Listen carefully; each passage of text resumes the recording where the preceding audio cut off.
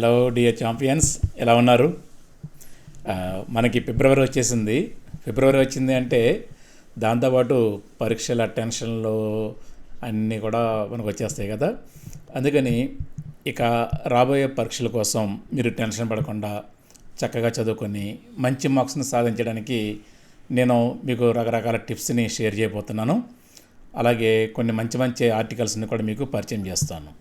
ఈ రోజున మనం ఈనాడు పేపర్లో వచ్చిన ఒక చక్కని ఆర్టికల్, మంచి మార్కులకు మెలకువలు ఇవిగో అనే ఆర్టికల్ పరిచయం చేస్తాను. జాగ్రత్తగా వినండి. అలాగే నా రిక్వెస్ట్ ఏమిటి అంటే, ఒక నోట్బుక్ పెన్ పెట్టుకొని మీకు నచ్చిన పాయింట్ రాసుకుంటే కనుక మీకు చక్కగా అర్థమవుతుంది. రేపు పొద్దున్న రివిజన్ చేసుకున్నప్పుడు ఈజీగా అర్థమవుతుంది కదా.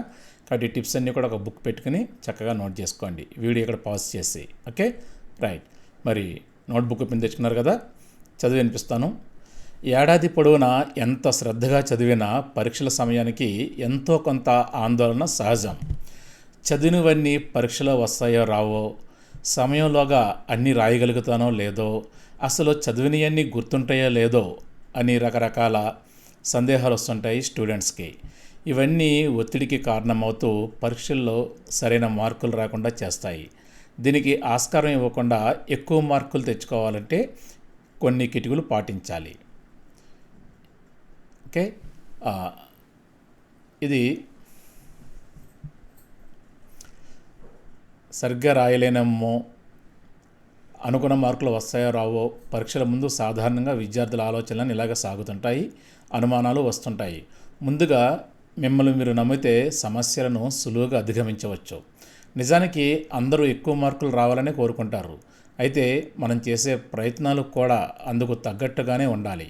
అందుకే ప్రతికూల ఆలోచనలు మన ప్రయత్నాలకు అవరోధం కలిగించకుండా చూసుకోవాలి. అంటే నెగిటివ్ థాట్స్ రాకుండా మనం జాగ్రత్తలు తీసుకోవాలి. సానుకూలంగా ఆలోచిస్తూ ఆత్మవిశ్వాసంతో పరీక్షలకి సన్నద్ధం కావాలి. అంటే పాజిటివ్గా ఆలోచిస్తూ కాన్ఫిడెంట్గా ఎగ్జామ్స్కి రెడీ కావాలి. సమయం విలువ తెలుసుకున్నారంటే సగం విజయం సాధించినట్టే. విద్యా సంవత్సరం ప్రారంభం నుంచి ఎలా ఉన్నా పరీక్షల ముందు అందుబాటులో ఉన్న ఈ కొద్ది సమయం ఎంతో విలువైంది. కాబట్టి ప్రతి నిమిషాన్ని సద్వినియోగం చేసుకోవడానికే ప్రయత్నించాలి. ఏడాది మొదట్లో చదివిన పాఠ్యాంశాలు ఇప్పుడు పూర్తిగా గుర్తుండకపోవచ్చు. కాబట్టి వాటిని ఒకసారి పునశ్చరణ చేసుకోవడం వల్ల పరీక్షలు బాగా రాయగలుగుతారు. ఇంతకుముందు సరిగ్గా చదవలేదనుకోండి, అదే విషయాన్ని పదే పదే తలుచుకుంటూ ఉంటే ఒత్తిడి పెరిగిపోతుంది. దాంతో ప్రస్తుత సమయము వృధా అవుతుంది. కాబట్టి నిర్ణీత సమయంలోగా కొన్ని పాఠ్యాంశాలను పూర్తి చేయాలని నియమం పెట్టుకుని చదవాలి. అందుబాటులో ఉన్న ఈ తక్కువ సమయాన్ని సద్వినియోగం చేసుకోవాలి. మరి మనకి 10th క్లాస్ ఎగ్జామ్స్ చూసుకుంటే 70 days లోపు ఉన్నాయి కదా. మరి ఈ టైం అనేది చాలా most valuable key role play చేస్తుంది అన్నమాట. కాబట్టి మీరు ఇంకా అయిపోయింది. యాక్చువల్గా మీరు సంవత్సరం స్టార్టింగ్ నుంచే ప్లాన్ చేసుకుంటే మనకు అసలు స్ట్రెస్ ఉండదు. ఈ పాటికి చాలా సిలబస్ కవర్ అయిపోయి ఉంటుంది. ఇన్ కేసు కనుక అలా అవ్వకపోతే ఇప్పుడు మీరేం టెన్షన్ పడొద్దు. ఉన్న సమయాన్ని సద్వినియోగం చేసుకోండి. దాంట్లో చక్కగా మీకు నచ్చిన పాఠ్యాంశాలని, లెసన్స్ని చక్కగా ఒకసారి రివిజన్ చేసుకోండి. అలాగే రాని వాటి మీద ఫోకస్ చేస్తూ వాటిని చక్కగా చదువుకుంటూ మ్యాక్సిమం స్కోర్ చేయడానికి ట్రై చేయండి. టైంని చక్కగా మేనేజ్ చేయండి. నెక్స్ట్ పాయింట్, అతిగా ఆలోచనలు వద్దు. అనవసర విషయాల గురించి ఎక్కువగా ఆలోచిస్తుంటాం, దాంతో ఒత్తిడి పెరిగిపోతుంది. ఏడాది చివరిలో ఏ విద్యార్థి అయినా పరీక్షలు రాయాల్సిందే. విద్యార్థి జీవితంలో పరీక్షలు అనేవి ఒక ముఖ్యమైన భాగం. రాయక తప్పని వీటి గురించి అతిగా ఆలోచిస్తే ఒత్తిడి పెరిగిపోతుంది. విద్యా సంవత్సరంలో అధ్యాపకులు పాఠాలను బోధిస్తారు. విద్యార్థులు వాటిని శ్రద్ధగా విని చదువుకొని గుర్తుపెట్టుకుంటారు. ఆ తర్వాత వాటిని పరీక్షలు రాస్తారు. అంటే విద్యా సంవత్సరంలో పరీక్షలను భాగంగా చూడాలి. పరీక్షలంటే సాధారణంగా కొంత ఒత్తిడి ఉండడం సహజం. కానీ విపరీతమైన ఒత్తిడికి గురైతే అది ఆరోగ్యం మీద ప్రతికూల ప్రభావాన్ని చూపిస్తుంది. అందుకే దృష్టి పరీక్షల మీద కాకుండా వాటిని ఎంత బాగా రాయగలరు అనే దాని మీద కేంద్రీకరించాలి. ఏమండి, ఎందుకు నాకు ఎగ్జామ్స్ అంటే ఎంత స్ట్రెస్ గురవుతారు, ఎంత ఒత్తిడి ఫీల్ అవుతారు నాకు అర్థం కావట్లేదు. మీరు 3rd క్లాస్లో ఎగ్జామ్స్ రాస్తారు, 4th క్లాస్లో రాస్తారు, 5th, 6th, 7th, 8th, 9th అన్ని ఎగ్జామ్స్ రాస్తారు కదా. 10th కూడా అంతేనండి. అందరూ కొంచెం ఇక్కడ ప్రాబ్లం ఏంటి అంటే 10th క్లాస్ మార్క్స్ అనేవి మనకు ఒక మెమో ఇస్తారు. రేపొద్దున జాబ్ కోసం వెళ్ళినప్పుడు లేదా వేరే కాలేజీలో జాయిన్ అయినప్పుడు 10th క్లాస్ మెమో ఏమని అడుగుతారు. అందుకని పేరెంట్స్ టీచర్స్ ఆ మార్క్స్ బాగా ఉంటే ఫ్యూచర్ బాగుంటుంది అని మీ మీద కొద్దిగా స్ట్రెస్ పెడతారు అంతే. దాని గురించి మీరు టెన్షన్ పడిపోయి ఇబ్బంది పడద్దు. మీరు చిన్నప్పటి నుంచి ఎలా చదివారో అలాగే చదవండి, ఎలా ఎగ్జామ్స్ రాస్తారో అలాగే ఎగ్జామ్స్ రాయండి. ఎగ్జామ్స్ అనేది ఒక పార్ట్ అండి, ఓకేనా? మన ఒక పార్ట్ మన లైఫ్లో కాబట్టి వాటి గురించి ఎక్కువ టెన్షన్ పడకుండా ఎంత నీట్గా చక్కగా రాస్తున్నామో వాటిని అలా రాసుకుంటున్నట్టు ఊహించుకుంటూ మీరు చక్కగా ఎగ్జామ్స్ రాయగలిగితే హ్యాపీగా ఎగ్జామ్స్ రాయగలుగుతారు. ఎగ్జామ్స్ అంటే స్పెషల్గా ఏమి ఉండవు, బయట సిలబస్ ఏమి ఇవ్వరు, మీ సిలబస్ నుంచి ఇస్తారు కాబట్టి చదివిన వాటి నుంచి వస్తాయి కాబట్టి టెన్షన్ పడకుండా రెడీ అవ్వండి. ఓకే, నెక్స్ట్ పోల్చుకుంటే సమస్యలే. ఇది కంపారిజేషన్ అండి, మిగతా ఫ్రెండ్స్ తోటి పోల్చుకోకూడదు. తోటి స్నేహితులు ఎలా సన్నద్ధం అవుతున్నారో తెలుసుకోవాలనుకుంటారు చాలామంది. దీనివల్ల నష్టమే కానీ లాభం ఉండదు.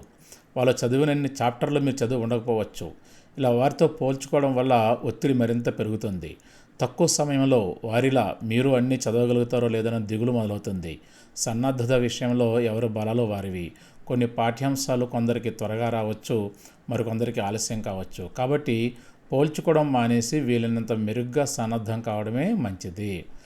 ఈ కంపారిజేషన్ వద్దండి. చాలామందికి మిగతా వాళ్ళతో పోల్చుకునే కొద్దీ మనకి దుఃఖమే దొరుకుతుంది తప్పితే, మనకి నిరాశ మిగులుతుంది తప్పితే, విషాదమే మిగులుతుంది తప్పితే ఉపయోగం ఏముండదు. మీరు ఎవరితో పోటీ పడాలి? మీతో మీరు పోటీ పడాలి. నిన్నటి కంటే ఈరోజు క్వశ్చన్ ఎక్స్ట్రా చదువుకున్నారు వచ్చిందంటే మీరు బెటర్ అయిపోయినట్టే లెక్క, ఓకేనా? నిన్నటి కంటే ఈరోజున కొద్దిగా నాలెడ్జ్ పెంచుకున్నారు, మీరు రెడీ అవుతున్నారు కాబట్టి, సిద్ధంగా ఉన్నారు కాబట్టి అస్సలు టెన్షన్ పడొద్దు. మీరు మీతో పోల్చుకోండి. నిన్నటి మీతో పోల్చుకొని ఈ రోజున మీరు బెటర్గా ఉన్నారు లేదా, ఒక పాయింట్ ఎక్కువ నేర్చుకున్నారు లేదా, ఒక లెసన్ ఎక్కువ చదివారు లేదా అని మీరు చెక్ చేసుకుంటే మీకు హ్యాపీగా అనిపిస్తుంది. పక్క వారితో ఎప్పుడు కంపేర్ చేసుకోవద్దు. గుర్తు చేసుకోవాల్సినవి: విద్యార్థిగా తరగతులు క్రమం తప్పకుండా హాజరై ఉంటారు. పాఠాలను శ్రద్ధగా విని నోట్స్ తయారు చేసుకునే ఉంటారు. లైబ్రరీకి వెళ్ళి అదనంగా ఎన్నో కొత్త విషయాలు నేర్చుకునే ఉంటారు. బాధ్యత గల విద్యార్థిగా ఈ పనులన్నీ మీరు చేసే ఉంటారు. వీటిని ఒకసారి గుర్తు చేసుకుంటే ఈ పనులన్నీ బాగా వేసిన మీరు పరీక్షలను బాగా రాయగలుగుతారని నమ్మకం వస్తుంది. అలాగే అనవసర వ్యాపకాలతో గడిపిన సమయాన్ని గుర్తు చేసుకోకపోవడమే మంచిది. అప్పట్లో సమయాన్ని వృధా చేశారన్న ఆలోచన ఇప్పుడు అనవసరమైన ఒత్తిడికి గురవుతుంది, కారణమవుతుంది. పరీక్షల ముందు మీ ఆలోచనలు ఎప్పుడు మీలో విశ్వాసాన్ని పెంచడానికి మాత్రమే తోడ్పడాలి, ఓకేనా? మీరు టైం వేస్ట్ చేసిన గురించి అయ్యో అప్పుడు అలాగా హాలిడేస్కి అలా బయటికి వెళ్ళకుండా చదువుకున్నట్టే బాగుండేది, అప్పుడు నేను ఆ సీరియల్ చూడకుండా చదువుకున్నట్టే బాగుండేది, గేమ్స్ ఆడుకుంటే చదువుకుంటే బాగుండేది, ఏం వద్దండి. సమయం ఏం మించిపోలేదు, మంచి టైం ఉంది కాబట్టి ఎప్పుడు కూడా గతాన్ని తలుచుకుంటూ బాధపడి కూర్చోకూడదు. ఈరోజు ఉన్న సమయాన్ని మనం చక్కగా సద్వినియోగం చేసుకుంటూ రేపటి కోసం రెడీ కావాలి, ఓకే? అలాగే చిన్న విరామం ఇవ్వడం మంచిది. ఒక్కోసారి అసలు పుస్తకం తీయాలనిపించదు, ఒకవేళ తీసిన ఒక అక్షరం కూడా చదవాలనిపించదు. ఎంత ప్రయత్నించినా మీ దృష్టి ఎంతకు చదువు మీదకు మళ్ళదు. అలాంటప్పుడు చిన్న విరామం తీసుకోవడం మంచిది. దీనివల్ల సమయం వృధా అవుతుంది అనుకోవద్దు. ఇలాంటప్పుడు కాసేపు అలా ఆరు బయట నడవడం, ఇష్టమైన ఆటలు ఆడడం, బాగా నచ్చే పాటలు వినడం లాంటివి చేయాలి. ముఖ్యంగా స్ఫూర్తిదాయక గీతాలను అంటే మోటివేషనల్ సాంగ్స్ని వినడం వల్ల ప్రేరణ పొంది ఇష్టంగా చదువుతారు. ఇలా సేద తీరితే తేడా మీకే తెలుస్తుంది.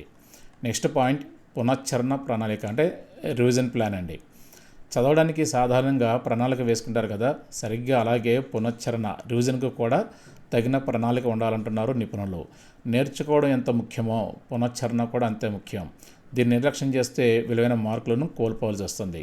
ఏ రోజు ఏ సబ్జెక్టులను పునశ్చరణ చేసుకోవాలో స్పష్టంగా టైం టేబుల్ వేసుకోవాలి, దాన్ని పాటించాలి. అలాగే ప్రతి గంటకు 10 నిమిషాల పాటు విరామం తీసుకోవడం మంచిదే. దీనివల్ల పునరుత్తేజాన్ని పొంది పాఠ్యాంశాలను ఆసక్తిగా చదవగలుగుతారు. మీరు ఒక గంట చదివారనుకోండి, 10 నిమిషాలు రిలాక్స్ అవ్వచ్చు. దానికోసం మీరు కూర్చున్న చైర్లు వెనక్కి వాలి ఒక తడిగా ఉన్న క్లాత్ని కళ్ళ మీద వేసుకొని కాసేపు రిలాక్స్ అవ్వడం, ఆ కళ్ళు మూసుకుని ఈ 1 అవర్ మీరు చదువుకున్న వాటిని రివిజన్ చేయడం, అలాగే లేచి ఒక 5 నిమిషాలు అటు ఇటు నడవడం, నడిచినప్పుడు వీలైతే తల పైకెత్తి స్కై వాకింగ్ చేయడం, అలా ఇంట్లో మీ రూమ్లో ఉన్న వస్తువులను సర్దుకోవడం, అలా చిన్న చిన్న పనులు చేస్తే రిలాక్స్ అయిపోతారు. దయచేసి ఆ సెల్ ఫోన్ నోటిఫికేషన్ కోసం కానీ, ఆ వాట్సాప్ ఫేస్బుక్ల కోసం కానీ సెల్ ఫోన్ ఆన్ చేయొద్దు, ఆ టీవీ జోలికి వెళ్ళొద్దు, ఓకే? ఈ 10 నిమిషాలు కూడా రిలాక్స్ అవ్వడానికి మాత్రం మీరు ఉపయోగించుకోవాలి, రైట్? నెక్స్ట్ పాయింట్ స్మార్ట్ ఫోన్లకు దూరంగా. చదివేటప్పుడు ఫోన్ని పక్కన కాకుండా మరో గదిలో పెట్టుకోవడం మంచిది. నోటిఫికేషన్లు వస్తే మీ దృష్టి ఫోన్ మీదకి మలుతుంది. ఈ నోటిఫికేషన్లు సైలెంట్ మోడ్లో పెట్టండి దయచేసి, ఓకే? సౌండ్ రాకుండా పెట్టుకోండి. స్నేహితులు ఫోన్ చేసినా సందేశాలు పంపినా చదవడం మానేసి వాటి గురించి ఆలోచన మొదలు పెడతారు. అలాగే మీకు పరీక్షలు జరిగే తేదీల్లోనే స్నేహితులందరికీ జరగవు కదా, కొన్నిసార్లు వాళ్ళు ఫోటోలు అప్లోడ్ చేస్తారు, విహారయాత్ర అనుభవాలతో వీడియోలు పంపుతుంటారు. ఇవన్నీ మీ ఏకాగ్రతకు భంగం కలిగించవచ్చు. కాబట్టి స్మార్ట్ ఫోన్కి వెళ్ళినంత దూరంగా ఉండడమే మంచిది.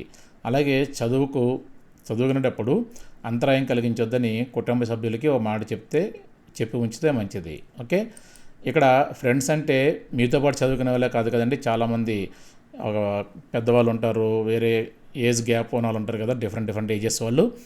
మీకు ఉన్నప్పుడు ఎగ్జామ్స్ వాళ్ళకి లేవనుకోండి, మీరు 10th క్లాస్ ఎగ్జామ్స్ ఉన్నాయి, 6th 8th 7th వాళ్ళకి ఉండవు కదా, వాళ్ళు ఏం చేస్తారు, వాళ్ళ మీ గ్రూపుల్లో వాళ్ళు ఏమైనా ఎంజాయ్ చేసినవి కానీ, మూవీకి వెళ్ళినవి కానీ అలాంటివి పెట్టారు అనుకోండి, మీరు డిస్ట్రాక్ట్ అయిపోతారు. కాబట్టి వీలైనంత వరకు సెల్ ఫోన్ని వేరే గదిలో పెట్టేసుకోండి, సైలెంట్ మోడ్లో పెట్టేయండి. ఓకే, వ్యాయామం ఆపొద్దు, ఎక్సర్సైజ్ని ఆపొద్దు.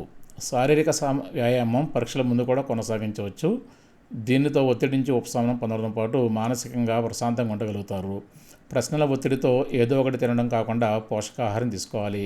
అలాగే నిద్రకు కేటాయించే సమయాన్ని కుదించి దాన్ని కూడా చదవడానికే వాడాలని తాపత్రయపడకూడదు. తగినంత విశ్రాంతి తీసుకుంటేనే ఏకాగ్రతతో చదవగలుగుతారు, అప్పుడే మంచి మార్కులు వస్తాయి. ఓకేనా, ఇది కూడా మంచి ఇంపార్టెంట్ పాయింట్ అండి. మీరు నిద్ర అనేది సరిగ్గా నిద్రపోతేనే మీ బ్రెయిన్ బాగా పనిచేస్తుంది. మీకు మీ బాడీకి ఏది సూటబుల్ ఫుడ్డో ఆ ఫుడ్ని తీసుకుంటూ మీరు తగినంత సమయాన్ని నిద్ర కేటాయిస్తే బ్రెయిన్ బాగా పనిచేస్తుంది. ఓకే, ఆ తర్వాత సానుకూల ఆలోచనలు అంటే పాజిటివ్ థాట్స్.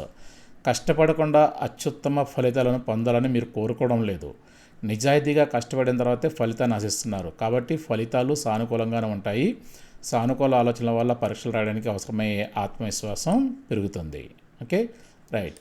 మరి అలాగే ఇక్కడ మనకి ఉపయోగపడే యాప్స్ గురించి ఇచ్చారు. అలాగే నేర్చుకోవడం ఎంత ముఖ్యమో పునశ్చరణ కూడా అంతే ముఖ్యం. దీన్ని నిర్లక్ష్యం చేస్తే విలువైన మార్కులను కోల్పోవాల్సి వస్తుంది. ఏ రోజు ఏ సబ్జెక్టులను పునశ్చరణ చేసుకోవాలో స్పష్టంగా టైం టేబుల్ వేసుకోవాల్సి ఉంటుంది, దాన్ని పాటించాల్సి ఉంటుంది. ఇది హైలైట్ పాయింట్ ఇచ్చారు. ఓకే, మరి ఇక్కడ ఉపయోగపడే యాప్స్ అని ఇచ్చారు. అయితే ఈ ఎగ్జామ్స్ టైంలో మీరు ఇటువంటి యాప్స్ జోలికి వెళ్ళొద్దని నా సలహా.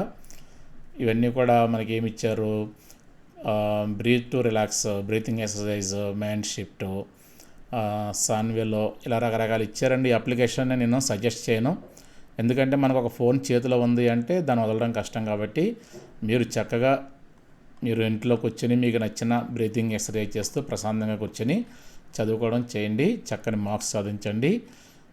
ఈ 10th క్లాస్లో మీరు సాధించే మార్క్స్ మీ భవిష్యత్తుకు మంచి పునాదిని వేస్తాయి కాబట్టి, ఫౌండేషన్ వేస్తాయి. కాబట్టి ఈ 70 days మీరు చక్కగా చదువు మీద ఫోకస్ చేసి రోజుకి మీరు ఎంత సిలబస్ చదవాలి, ఆల్రెడీ స్కూల్స్లో వండర్ఫుల్గా మీకు రివిజన్ చేపిస్తుంటారు కదా, దానికి అదనంగా 1 hour కనుక ఇంటికి వచ్చిన తర్వాత మీరు ఎఫెక్ట్ పెట్టగలిగితే చక్కని ఫలితాలు మీ సొంతం అవుతాయి. చదువుకోండి. మీకు చెప్పాను కదా, ఈ ప్రపంచంలో మీకు ఏమి ఇచ్చినా చదువు మాత్రమే ఇస్తుంది. చదువు గురించి మీరు దేన్ని కూడా వదలొద్దు, మీరు దేనికోసం కూడా చదువుని వదలొద్దు.